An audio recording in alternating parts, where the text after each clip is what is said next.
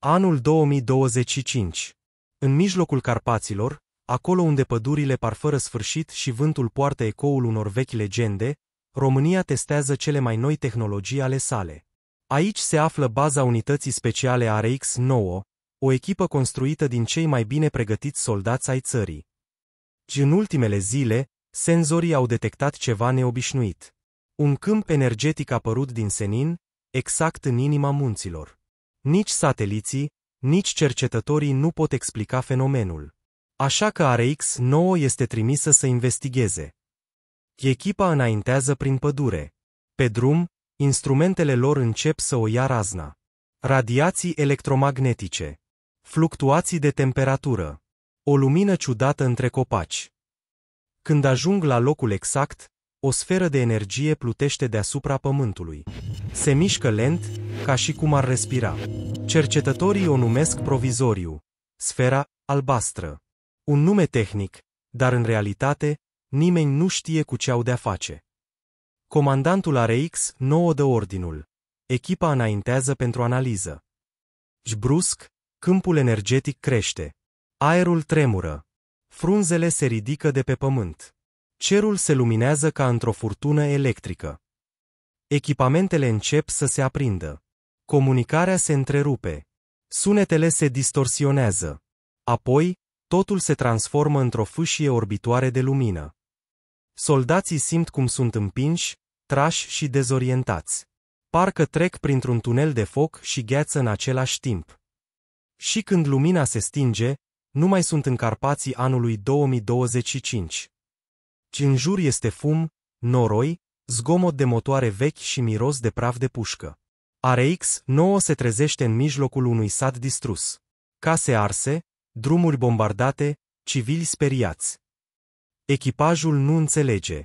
Coordonatele nu se potrivesc. Hărțile nu au aceleași forme. Iar în depărtare, se aud arme vechi, nu cele moderne. Abia când văd uniformele soldaților care se apropie, își dau seama unde sunt. Mai bine spus, când sunt. Anul este 1944. Un mic grup de soldați români îi observă. Sunt epuizați, murdari, răniți. Dar ceea ce văd îi oprește pe loc veste antiglonți negre. Căști moderne. Arme și atașamente necunoscute. Unul dintre ei întreabă tremurând. Cine sunteți? Comandantul RX-9 răspunde scurt. Români. Dar nu din timpul vostru. Soldații nu știu ce să creadă, dar un lucru e clar. RX-9 nu seamănă cu nimic din lumea lor. O patrulă germană se apropie. RX-9 detectează mișcarea cu termovizoarele. Trupele moderne se pregătesc instant. Germanii se așteaptă la o rezistență slabă, nu la o unitate din viitor. Când lupta începe, diferența de tehnologie e zdrobitoare, arme cu amortizor, dron de recunoaștere, coordonare prin comunicare criptată. În câteva minute, confruntarea se încheie.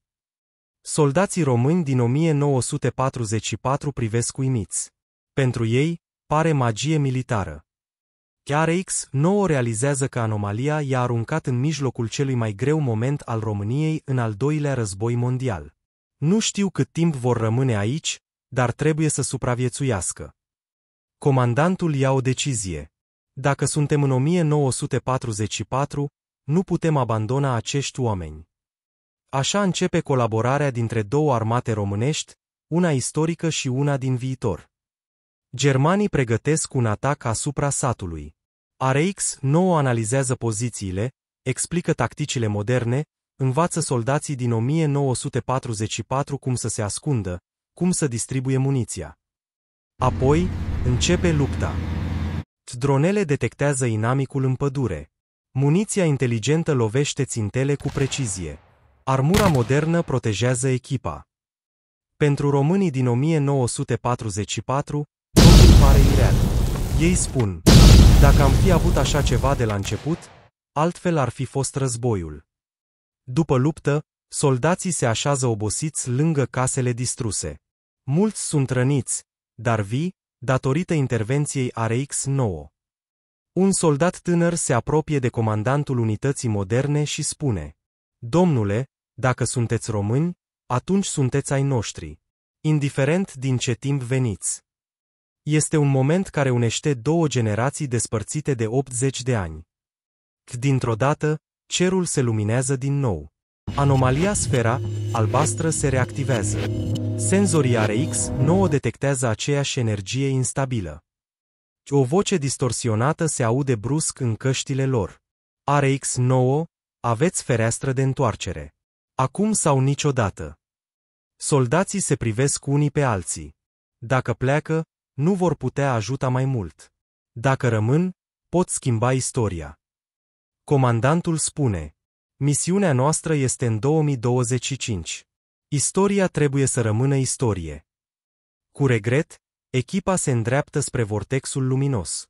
Soldații români din 1944 îi privesc în tăcere. Unii fac semnul crucii. Alții ridică mâinile în salut militar. Cu ultimele cuvinte, un soldat strigă: să spuneți României că am luptat cu onoare. Lumina îi înghite. Și dispar. Pe câmpul de luptă rămân soldații anului 1944, singuri, cu întrebări fără răspuns. Unul dintre ei găsește pe jos o plăcuță metalică inscripționată: RX-9. O dovadă că totul a fost real. Unitatea se întoarce în 2025, dar nimic nu mai este la fel. Ce au văzut, ce au trăit, nu poate fi explicat oficial. O singură întrebare rămâne: ce s-ar fi întâmplat dacă România ar fi avut acces la tehnologia viitorului în anul 1944? Poate lumea întreagă ar fi fost diferită. Dar povestea aceasta rămâne nespusă, în afară de cei care au trăit-o.